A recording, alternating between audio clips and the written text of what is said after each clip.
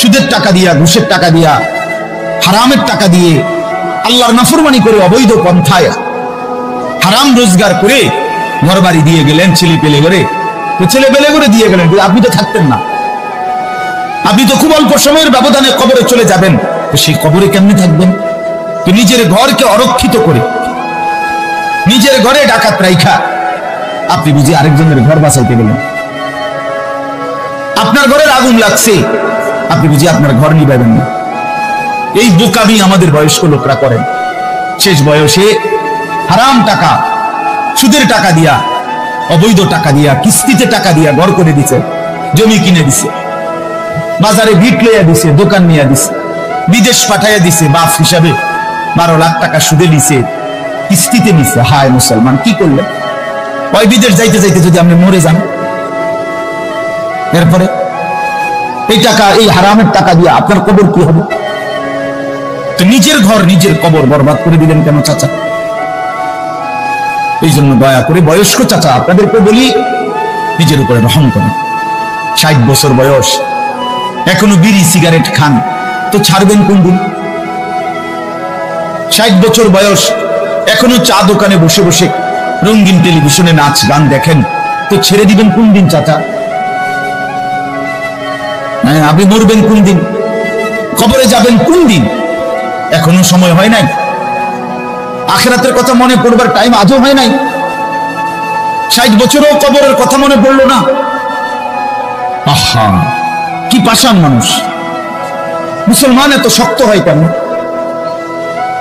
ইমানদার এত কঠিন হয় কেমনে ভাইয়া? আমি 72 বছর বয়স, এমন বয়স্ক লোক, উনি হিন্দু, উনারে আমি কালেমার দাওয়াত দিছিলাম 2.5 ঘন্টা, 3 জন আলেম নিয়া 2.5 ঘন্টা আমি উনারে বুঝাইছি। উনার 2 ছেলে মুসলমান হয়ে গেছে, মুসলমান বড় হয়ে গেছে, ওরা বাচ্চা কাচ্চা নিয়ে সংসার। কিন্তু ওই চাচা 72 বছর বয়স, আমি নিজে অজরে কাঁদছি বেচারার সামনে, ওই চাচার সামনে চোখের পানি ফেলে কাঁদছি। আমরা 3 জন মাওলানা কাঁদছি ওনার সামনে, যে চাচা আপনার 2টা ছেলে মুসলমান, আপনি কালেমাটা একটাবার পড়েন, আপনি জাহান্নামের আগুন থেকে বাইচা যাবেন। উনি বলতেছেন আমি এটা পড়ব না, পড়ে নাই, একবারও বলে না। তখন আমি আমার সাথীদেরকে বললাম, দেখেন 72 বছর জীবনের চলে গেছে, এই লোকটার জবান দিয়া কোনোদিন তার মালিকের নাম উচ্চারণ হয় না।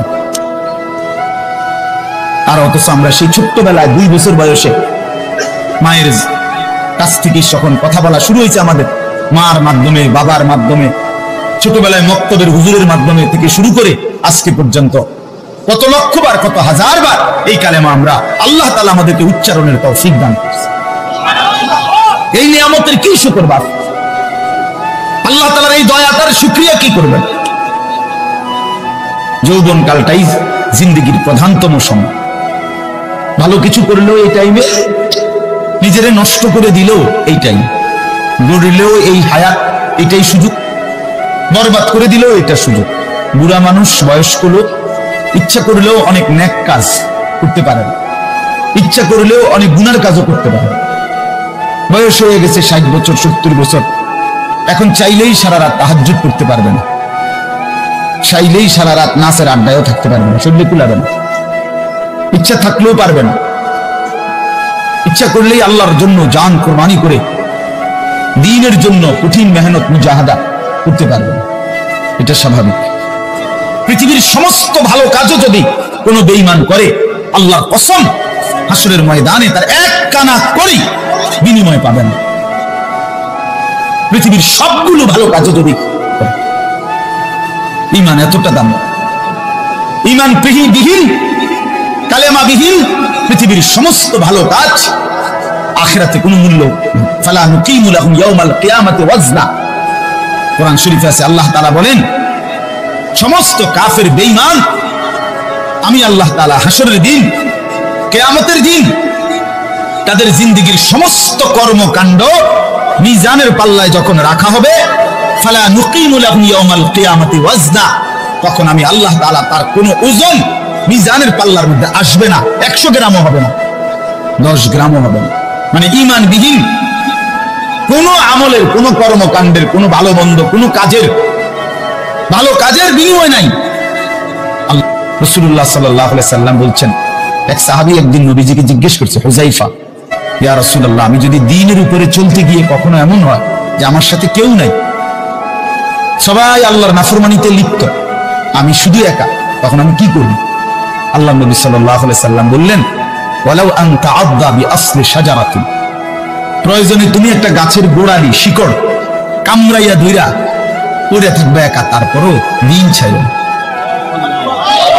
আল্লাহকে ছাইরো না, ইবাদতকে ছেড়ে দিও না। সবাই বদলে যাক, সবাই নষ্ট হয়ে যাক, সবাই চরিত্রহীন হয়ে যাক, তারপরেও কমপক্ষে নিজের হেফাজত করো। জীবন মানে শুধু কয়টা ভাত মাছের নাম ভাইয়া, একটু ঘুমাইতে পারলাম, একটু খানা দানা খাইলাম, কয়টা টাকা রোজগার করলাম, যৌন চাহিদা, লজ্জাস্থানের চাহিদা পূরণ করলাম, খালাস, এরই নাম দুনিয়া? এ তো জন্তু জানোয়ারেরও পূরণ হয়। গরু, ছাগল, কুকুর, বিড়ালও তো খায় ভাই, এরাও তো ঘুমায়, এরাও তো পেশাব পায়খানা করে, এদেরও তো যৌন চাহিদা পূরণ করে, নাহলে কুত্তার বাচ্চা হয় কেমনে, বিড়ালের ছাওয়ায় কেমনে?